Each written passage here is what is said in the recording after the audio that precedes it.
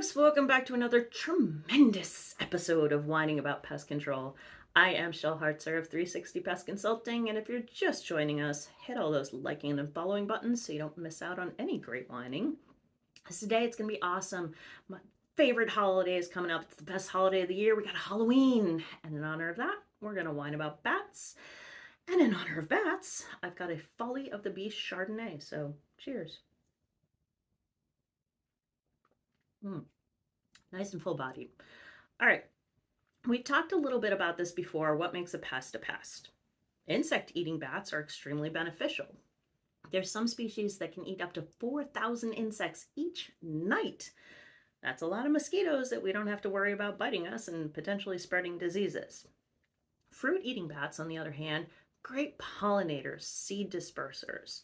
One study showed that bats could disperse seeds up to 46 miles from where they originated. Another study showed in the absence of that bat pollination, dragon fruit yield was decreased by 35%. Fruits were 46% lighter. That's pretty significant. So bats aren't a pest until they are. When they get inside structures, it's now a problem. Many people think, well, what's the big deal? They're just living in my attic, my ceiling, whatever. It's not like a squirrel or a rat chewing up wires, eating our food, damaging our structures. Except it is a big deal. Those droppings and the ectoparasites that they carry can become big issues. Bat urine contains high concentrations of uric acid, which can corrode surfaces. When those droppings accumulate, it creates a perfect environment for the growth of the fungus that causes histoplasmosis. And that can turn into lung infections and other severe respiratory problems. And of course, the chance of being bit by a bat increases, and we know that bats can transmit rabies. So bats can be a pest. Let's whine about what to do when they do become a pest. This is where things get tricky. In the US, bats are highly protected. Some species are threatened or even on the endangered list, and some states will have additional protections on bats. In just about all cases, it is prohibited to kill bats. In many areas, there's nothing you can do about bats indoors in certain seasons, spring and summer, because that's when the pups are born and they're still dependent on their mothers. So it's really important to check your state laws, ensure that you can start managing them in structures, and even then you may need additional wildlife licensing or even additional permits. Assuming all of that is taken care of, the most effective and humane way of getting bats out is to install one-way door valves. This allows the bats to go out, but not get back in. Over a night or two, all of the bats have flown out of that space, unless they can find another way in. So it's really important to find all those small openings, seal those up. Put the one-way doors in, and then once they're out, once all the bats are out, seal up those last few points as you remove those doors.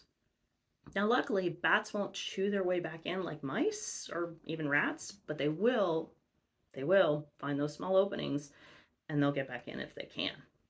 Once they're out, the cleanup process has to start. When bats have been present for a while, this can mean a lot of cleanup, removing insulation, decontaminating the space. Cleanup presents a lot of dangers, as I mentioned above with the histoplasmosis. A lot of protective equipment has to be utilized. You're going to need respirators, heavy gloves, Tyvek suits, eye protection, maybe even more than that. Extra care needs to be taken when removing the droppings because those droppings and all that cleaning material needs to be bagged and then carefully removed so to not contaminate any other areas.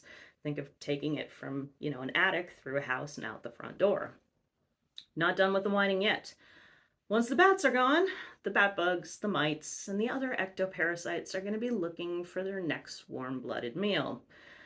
That means they're going to move downward and find the people to bite. So now those pests have to be dealt with. So all of that just means that bat control in structures is not easy. They're great to have outside, not so much inside. Preventing bats from getting in the first place is the best option, but we all know how that's not the easiest thing in the world. And don't worry, I will whine more about exclusion in future episodes. Until then, have a glass, don't handle bats, and whine to me about your tough pest problems, see how I can help. Like and follow and share this with all your associates and acquaintances, and cheers to those tremendous bats.